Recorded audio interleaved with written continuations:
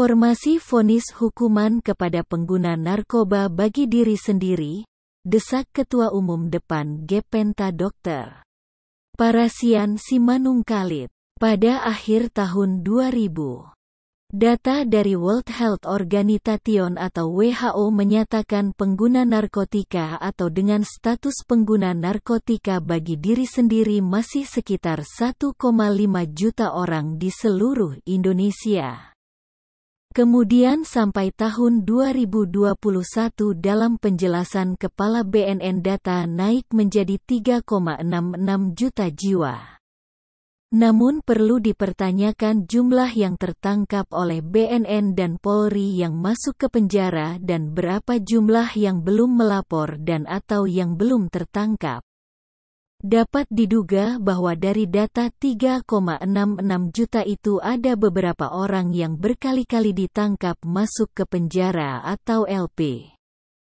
Masalah timbul semakin banyak narkoba bagi diri sendiri karena proses hukum penggunaan, penuntutan, dan sidang pengadilan diperlakukan sebagai pelaku tindak pidana narkotika yang diancam hukuman pidana atau disamakan dengan pengedar, penyimpan, pengangkut dan memiliki narkotika walau barang bukti sangat sedikit misalnya 0,05 juta. Hal seperti ini hakim menjatuhkan vonis dihukum berapa bulan atau tahun dan dimasukkan ke dalam penjara.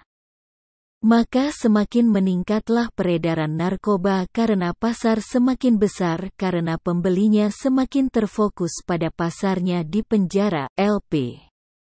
Maka sejatinya penjatuhan hukuman penjara seumur hidup korban atau pengguna bagi diri sendiri membuat pengguna semakin senang berusaha untuk mendapatkan narkotika untuk dikonsumsi.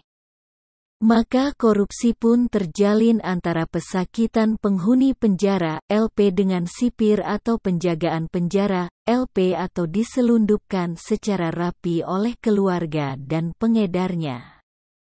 Maka hal ini perlu buat satu reformasi hukum penjatuhan vonis hakim bukan dimasukkan ke penjara tetapi dimasukkan ke tempat rehabilitasi. Penegak hukum penyidik, JPU dan hakim tahu bahwa UU Nomor 35 Tahun 2009 tentang narkotika secara jelas mengamanatkan dalam pasal 54 berbunyi, pecandu narkotika dan korban selamanya narkotika wajib menjalani rehabilitasi medis dan rehabilitasi sosial. Kemudian daripada itu, semua penyidik, JPU dan hakim yang ahli hukum memahami dan mempelajari tentang teori hukum self-victimizing korban, atau korban karena perbuatan sendiri tidak dapat dihukum.